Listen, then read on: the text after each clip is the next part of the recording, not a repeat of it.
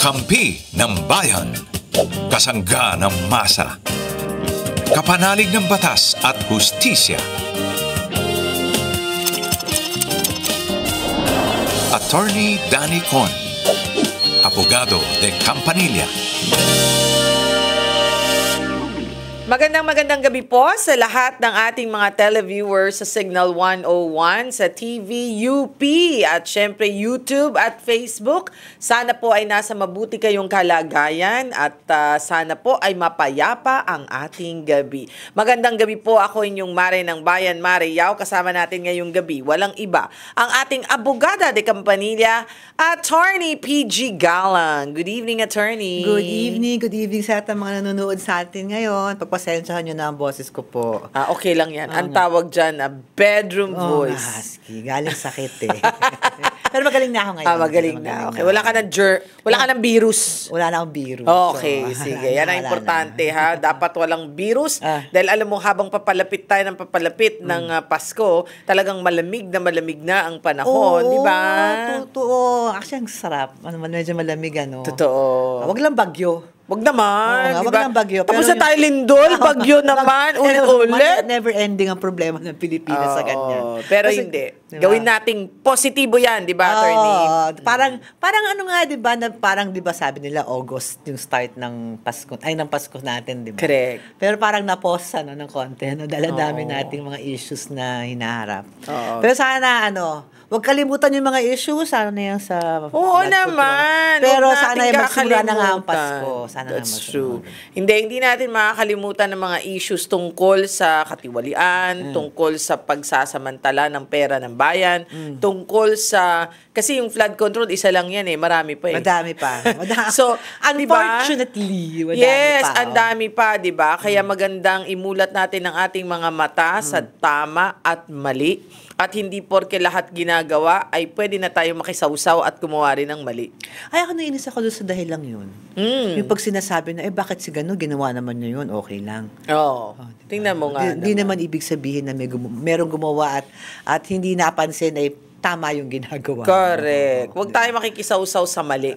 Okay?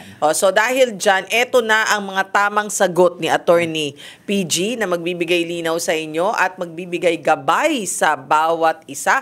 Ang mga numerong pwede din yung tawagan ko kayo ay may mga katanungan Sa mga Globe users, it's 0954-310-0331 at sa mga smart naman, it's 0961-770-8807. There you have it. Kaya tawag na po at text na. Ihintayin namin ang inyong mga katanungan at mga text. Eto na muna ang ating first texter. Are you ready, Attorney PG? Ready. Ready na siya. Okay. Liza, 42 years old ng Caloocan City. Hi, Attorney. Pa-advise naman po. Ako po ang seller ng bahay. At pinatira ko agad ang buyer kahit na wala pa kaming written agreement at hindi pa siya bayad sa akin. Umabot na nga po ng 3 years at hanggang ngayon hindi pa rin siya nakakapagbayad kung hindi ko pa sisingilin. Ngayon po ay sinabi ko na sa kanya na umalis na lang sila pero ayaw nila dahil daw sa mga nagastos nila sa bahay at mga hulog nila sa pag-ibig. Attorney, kailangan ko po ba silang bayaran para mapaalis sila? Kahit wala kaming kasulatan at hindi naman nila natapos ang bayad, nagpapatulong na rin po ako sa barangay para sa mediation. Ano po ba ang dapat kong gawin? Okay, naintindihan ko na ito. Okay, sige. Paano ito? Pasalo? Nagpasalo siya, no? Sa tingin ko, nagpasalo siya. Nagpasalo to, no? Kasi nga parang sa kanya siya umutang sa pag-ibig. Correct. That is correct. Tapos imbis na siya yung tumira, binigay niya sa iba, ikaw na lang ang magbayad ng pag-ibig loan ko. Dire-diretso mo yung pag-ibig, pero babayaran mo ko nung initial na investment ko na ganito. Pero, hindi nga siya nabayaran. Pero, so paano, umabot ng 3 years, 3 taon. niya, no? 3 taon. Imagine, ang bait naman ito. Oo nga, kasi unang-una, ang unang advice ko dito is that, huwag kayong papasok sa ganyang mga usapan na walang kasulatan. Correct. Lalo na ang pinag-uusapan ay real property, bahay, di ba? Alam mo, Attorney, sa tingin ko lang kasi siguro, naisip niya, o sige, basta bayaran mo ko kasi hindi ko na kaya bayad ng monthly. Kesa Mata mata, pa, oo, sa bagay. yung bahay, At bad record siya. at bad record siya, hindi lang yun. Oo. Hindi pa siya nakakuha kasi may 20% equity eh. Tama. Diba? Oo. Yun siguro ang technically, ibabayad sa kanya. siguro nangailangan siya. At yung imbis na nagbagong isip na ayaw ka palang bumili ng bahay. Correct. Pero nakapag-down na ako. Correct. Okay, so ano ang gagawin mo dito? Ayaw niya nang magbayad ng ayaw niya nang ituloy ang bayad. So, kung gusto mong bawiin ang iyong bahay, in short, although hindi mo naman nailipat, so anong ibabawi mo? Nasa pangalan mo pa rin yan. Correct. 'Di ba? Dahil ikaw pa rin ang kumbaga ang borrower as far as pag-ibig is concerned. Ano yun, meron na siyang, ayaw niyang umalis kasi daw, marami na siyang pinagawa sa bahay. Na alam naman I think alam ni seller yan. Kasi, syempre, siya expect niya. makikinabang dahil nga. Expect niya, bahala ka na, bibilin mo naman sa akin yan eh. Pero hindi naman niya, pero mali naman yun, hindi naman binabayaran yung Correct. pag-ibig. So so, ayaw mo nang ituloy, Lisa, ang iyong sale sa taong to. Syempre, tama yan, pumunta kayong barangay dahil obviously, isa yun sa mga issues na pwedeng i-resolve ng barangay. Kailangan bang magsoli ng pera sa kanila? Well, yes, in a way, dahil kung kung babawiin mo yung bahay, kasi kung ayaw mo nang ituloy yung sale, nagbayad sila kahit papano towards your loan, kahit koonte, diba? Then it's up to you. Pero nakitira sila doon sa bahay. So parang bayad bahay na yun, di ba? Pero wala silang kasulatan. Yun ang mahirap kasi pag walang kasulatan. So magkukwentahan pa kayo. Kung baga hindi naman kayo nag-rent to own. Hindi naman, kasi usually pag ganun rent to own, di ba? Yung bawat bayad buwan-buwan, it will go through the equity.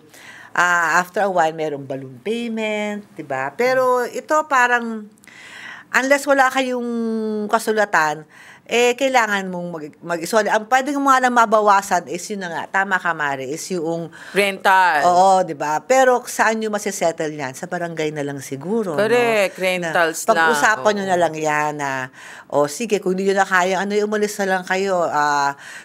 Kung ano yung susoli ko sa inyo, kwentahin natin kung magkano ba ang normal rates sa lugar na yun. Hindi, ako lang at ito lang attorney Siyempre ako dati nangungupahan din ako, di ba?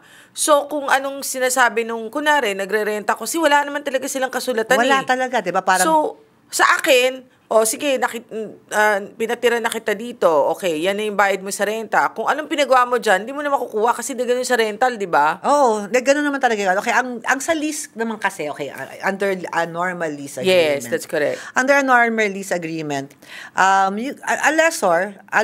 lessee can make improvements, minor improvements, di ba? Lalo na but major improvements has to be with the consent of the lessor. Tapos kunyari, tapos na yung rent. Tapos na yung rental period, yung lease period. Ano ang pwedeng tangayin na usually? Ano pwedeng... Oo nga, yung movable lang. Movable lang. Or kahit na yung fix, pwedeng tanggalin like mga ilaw. Those that will not cause much damage to the property. Kasi otherwise, kung nasira mo yan, kaya nga may deposit di ba? Kaya nga may deposit dahil i-withhold muna yan ng lessor sa'yo, check niya kung kailangan niya mag-repair at yun na muna gagamitin. Usually yun. Right. Now, in your case, wala kayong lease agreement. So, ano ang mga actions na pwede siyang gawin? Actually, magbarangay muna kayo. Ngayon, kung magkasundo kayo sa barangay, well and good. Congratulations. Kung hindi, ay kailangan mo nang mag-file ng forcible entry or unlawful detainer. Yun yung usually yun ang tawag sa action to eject an occupant of a property. Right. So, ejectment, kumbaga. Mabilis ba yung ejectment? Summary procedure na lang ngayon ng ejectment. So, tsaka hindi. Ang laki na nung pagkakataon dapat. Supposedly, nakuha niya yung dapat na makuha niya dun sa pera. Kumbaga, parang, pag ako iisipin ko ako negosyante kasi ako di ba? Isipin ko, okay, dapat yung pera na yan, nung binenta ko sa iyo yan, dapat nakuha ko na yan, naipasok ko sa bangko ng interest na yan. Dahil sinabi mo sa akin, in good faith, pinatira kita dyan, pagkatapos hindi ka nagbabayad sa akin, Tapos ngayon, may gana ka pang maningil sa akin. Di ba? Parang may mali, attorney. Di ba? Tapos sasabihin mo sa akin, may pinagawa ka, na libre ka na nga dyan. Hello? Lahat yan, makakwenta yan. Okay. Ikikwenta na lang yan, di ba? Let's see, baka naman napakaganda nung kanya improvement. But kung talagang napakaganda naman ng improvement, maging makatao ka rin. At di ba, kaya sa improvement, Oo. bayaran mo muna yung ano, di ba? Oo, kasi somehow, parang ano rin siya na-save din siya. Kasi Yeah. yung monthly, binabayaran ng tao eh. Pero kung Oo. ako rin naman yung buyer, parang mawawalan na ako ng ganang magbayad kasi wala tayong kasulatan anong assurance ko. Oh, na akin yan. Na akin yan. O ganito, pwede rin ba niyang ibenta na lang sa iba? Diba? Pwede. Benta mo na lang Pwede ulit sa iba. Benta mo na lang sa iba. Meron ka pa rin karapatang ibenta yan sa Yan. iba. Pero yun na nga, it works both ways di ba? Nalugi yung seller at the same time yung buyer, since walang kasulatan, anong assurance niya na malilipat sa kanya yan pag natapos kong bayaran to, di Okay. ba? So the moral of the story is, The moral of the story, lagi kayong dapat merong written agreement Correct. about these things. Di ba? Ayan. Hindi siya maliit na bagay eh. Correct. Bahay ang pinag-uusapan. Correct. O, Although sige. kasi mapagtiwala talaga ang mga Pinoy minsan eh. To oh, a fault. To a fault. To Oo. a fault. Kaya nga, alam na natin, mapagtiwala, binoto na nga, pagkatapos binoto, ganun pa rin. Oo nga, Boboto pa rin ulit? Oo Again, nga. again and again? Matuto naman sana tayo. Syunga lang. Okay, eto na muna si Grace from Laguna. Magandang gabi sa'yo, Grace ng Laguna. Hello po, magandang gabi po. Hi, Grace. Ayan. Static. May static, Grace. Medyo ilayo-layo mo ng konti ang iyong... tanggalin mo na yung pagka-loudspeaker ng iyong telepono. Pwede na sa regular, speaker. O yan, usap-usap. Ayan, nawala na, Ayan, friend. okay na. O, sige. Meron pa rin Grace? Grace. Hello, Grace. Okay na po. Okay, Okay na, so sige. naririnig mo kami, naririnig ka namin. Go tayo. Grace? Hello po. Ayan, I can hear you. Can you hear us? Opo. Okay. Grace, anong problema? Attorney. Hello po. Okay, go. Ano yun? Attorney, hindi lang po sana akong advice kasi po, yung nanay ko po, nag-file po ng kaso laban sa tatay ko, RA, physical abuse po. Okay. Bawsi? Kasi po, Violence against women and children kung physical Opo. abuse. Oh. Tapos? kasi po, parang naggawa po kami ng way para po magkasundo sila. Tapos, gusto na magbati. pumayag na po yung nanay ko na may urong yung kaso. Tapos? Nasa fiscal pa lang po siya ngayon. Kaso po, nung nag-contact po kami sa public attorney, ang sabi po sa amin, bawal pa daw po silang maggawa ng affidavit of desistance. Kasi po, Dahil? di pa daw po alam ng fiscal. Yun ba yung tanong mo? Tama ba yun? Ganon? Po, Yun ba yung pinakatanong mo na kumbaga tama ba yung sinabi sa'yo na hindi pa alam ng fiscal kaya hindi pa pwedeng magsulat ng letter of desistance? Actually, okay, kung yun ang tanong niya, Oo. kung yun ang tanong niya, hindi naman, di ba? Parang kasi nasa, pa lang kayo, Okay lang po, preliminary ulit. investigation putol-putol stage. po kasi sa akin. Ano daw? Patol-patal? O, putol-putol. Anyway, Okay. based on doon sa kanyang kwento na, Naririnig mo kami, Grace? Kasi Opo. sayang yung payo ni attorney. Okay, attorney, go. Kasi unang-una, Opo. ano ba ang affidavit of desistance? Okay. There are different, ang affidavit of desistance is pag kunyari, ikaw ay, nagkaso, ikaw ang complainant sa isang criminal case at ayaw mo nang ituloy. Usually, you execute an affidavit of desistance, meaning, ayaw ko na, I desist from Okay. continuing with this case. Madaming pwedeng dahilan yan kung anong gusto mo. Ngayon, magkaiba ang bigat or ang effectivity ng affidavit of desistance in stopping a case depending sa stage. Okay. Pag preliminary investigation, iniimbestigahan pa lang. 'Di ba? Wala pang charge. Kumbaga, wala pa sa korte. So yung kaso ninyo nasa preliminary investigation Fiscal pa lang, tama? Nasa fiscal pa lang o nasa korte na? Opo.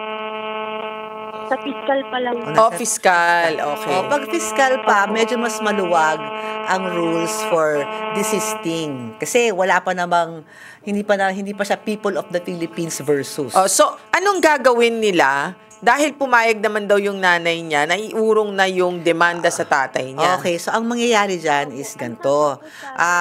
I think ang apprehension ng PAO dyan is that gagawa sila, pero gusto niya, may ipipresent before the fiscal. At kasi ang fiscal, ako rin naman ang fiscal, lalo na for cases na grave like this one, di ba? Physical abuse. At lalo na yung may mga battered women syndrome, di ba? Na baka naman nag-desist lang. Ako maninigurado ako bilang fiscal, investigating fiscal, na itong desistance mo ay talagang maluwag sa iyong kalooban. Talagang baka tinakot kasi minsan. Talagang nagkasundo kayo. So, I think yung sa PAO na yan, hindi naman dahil sa, kasi I think gusto nila agad-agad pag nag-file, wala na, hindi na mag-appear. But I think you should, the PAO is just making sure that your mother, yung nanay mo, ay talagang maluwag at hindi natakot ng kabilang panig. Kasi one of the signs yun, di ba, na parang,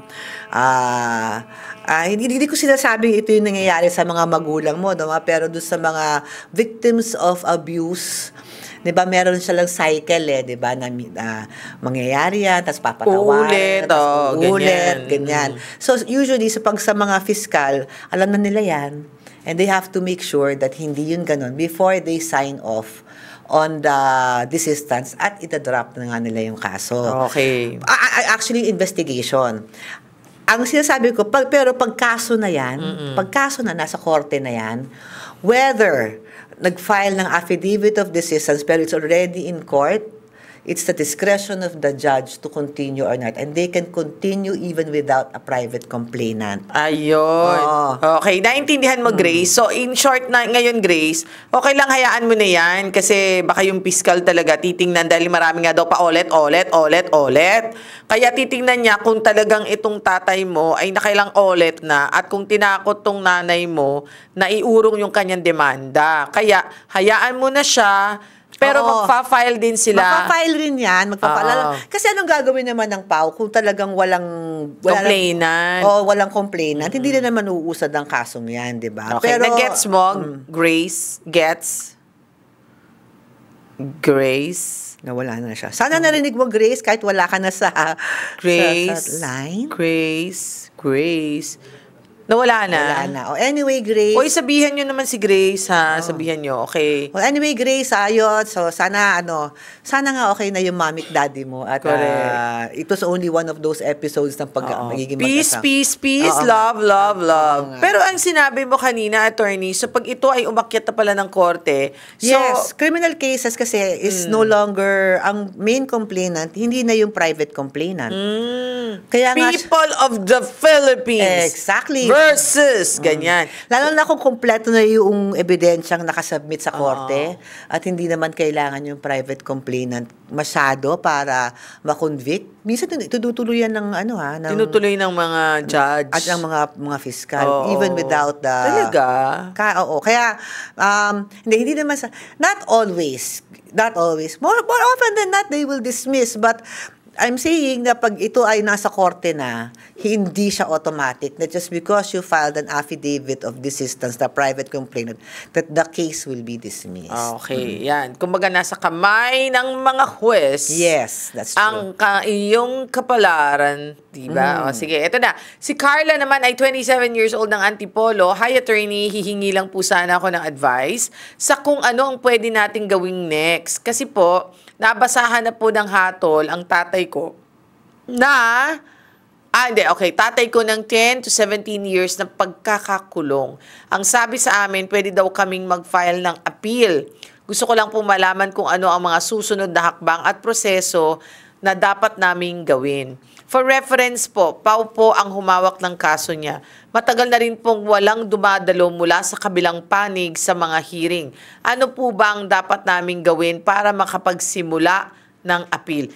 Parang ito yung sinasabi na pag criminal offense na, kahit wala yung kabilang panig na dumadalo sa hearing, magtutuloy-tuloy ang kaso, na-convict Na-convict pa. So, tama-tama yung susunod na law, di ba? Correct. That's proof na yun talaga nangyayari. Kahit hindi na nag-a-attend yung private complainant, wala nang interest, pero nahatulan pa rin ng ang daddy. I'm sorry to hear that, Carla, no, na nahatulan ng tatay mo. Pero yes, a conviction of 10 to 17 years, mag-a-appeal ka nga. So, ano yung appeal? How do you do that? At tanong niya, paano ba ginagawa yan? Alam na ng PAO yan, pero yun, it's just by filing a notice of appeal. Saan mo fina-file ang notice of appeal? On the same court na nagbigay ng hatol sa tatay mo. So, it's just a simple paper nakalagay notice of appeal. Anong nakalagay sa notice of appeal? Is that parang ako ang nahatulan sa kasong ito, so the identity of the accused, the case that yung nahatulan siya, and then you plan to file an appeal to kung saan man. Kasi not all cases, yung iba sa Court of Appeals. Yung iba, diretso na sa Supreme Court, talo na yung mga reclusion perpetua. Diretso na yan sa Supreme Court. So, it's just simple lang yon. Ngayon, there are certain cases na parang record of appeal pa ang kailangan, pero I don't think na this one is required kasi 10 to 17 years lang naman. So, notice of appeal, simple lang yun, mabilis lang gagawin yun ng PAO mo, ng lawyer mo sa PAO. Pag file nun, hintay lang kayo at merong susunod sa inyo from most likely sa Court of Appeals na na-receive yung notice of appeal, i-direct kayo na mag-file ng inyong memorandum of appeal ang tawag doon. So, it is more of a parang papel na yun na ina-explain kung bakit nagkamali at na-convict ng tatay mo.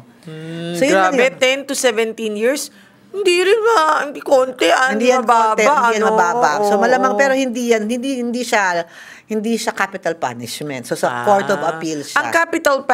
Ang pinaka-capital punishment, attorney, mga ilang taon yan? Reclusion perpetua or life imprisonment. Wala na kasing death penalty sa atin. Gaano katagal yun? Kasi hindi naman totoo yung life imprisonment. Sinasabi lang. Sinasabi lang. Usually, mga 40 years? 30 to 40 years. Ang tagal. Buhay mo na nga yun, lalo na kunyari. Buong buhay mo That's nga. exactly it. Diba? So, pag ikaw ay na-convict ng capital punishment, reclusion perpetua or life imprisonment, magkaiba kasi yun eh. Ang reclusion perpetua kasi meron talagang definition ng taon sa revised penal code. Ang life imprisonment, wala eh. Life imprisonment. Wow. Parang hanggang buhay mo, nandun ka na. So, yung mga ganon, since mabigat ang hatol, hindi na yan magpapatagal pa sa Court of Appeals. Kasi diretso na yan sa direct appeal na yan sa Supreme Court. Okay. Sige, si Rhea naman, siya ay 30 years old ng Quezon City. Tanong ko lang po kung pwede kong kasuhan ang mga taong nakatransak ko sa online selling. Una, may nagbenta po ng cellphone pero hindi binigay sa akin ng bayad. Pangalawa, may isang buyer na nag-advance ng 2,000 pesos para sa cellphone pero nagbago daw ang isip, kaya hindi na tinuloy ang pagbili. At pangatlo, ay isa naman pong buyer na bumili ng cellphone pero nasira, kaya ibinalik ko. Pero hindi na rin po ibinalik ang bayad ko. Ano daw? Pwede ulitin natin. Nahelo ako doon ha. Una, sabi niya, may nagbenta po ng cellphone pero hindi binigay sa akin ang bayad. Nagoyo siya. Kumbaga. Mukhang nagbebenta nga ng cellphone or nagpa-buy and sell. Ng cellphone. Okay. Pangalawa, may isang buyer naman na nag-advance ng 2,000 piso para sa isang cellphone, pero nagbago naman daw ang isip kaya hindi na tinuloy ang pagbili. So, kanino yung 2,000? Nasa kanya. Di nasa yung 2,000. Nasa kanya. Sige. Okay. At ang pangatlo, may isa naman pong buyer ko, pero hindi niya rin ibinalik ang bayad ko. Ano daw? May isa akong buyer na bumili ng cellphone pero nasira. Kaya binalik niya yung cellphone. Kaya binalik niya yung cellphone ko. Meaning, sinoli niya sa kanya. Okay. Pero hindi niya na rin binalik ang bayad ko. Ano daw? Hindi, baka naman hindi na rin. Yung kasunod po, online seller daw po siya ng cellphone. Oo nga. Pero ibig sabihin, ano yung sinabi niya? Yung pangatlo, yung buyer ng para cellphone nasira. So, para hindi na rin binalik yung.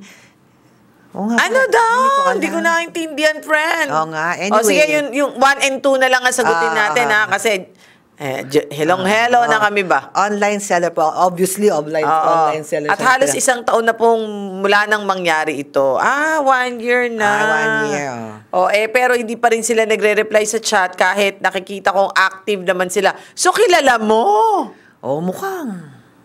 Hindi, Are you friends? Hindi, parang mukhang active, meaning nakikita niya sigurong they're online. Kasi pero friends niya yun, most probably, kasi nakikita niya. Hindi, siguro kasi kung bumili sa kanila kung online, then medyo naging contact niya na sa kanyang store. Okay. Sige. Diba? So, ano ba ang pwede kong gawin para mahabol ang bayad nila? Okay. Actually, Maglulupasay na ba siya o ano? Oo, cry. Hindi, sorry na. Hindi.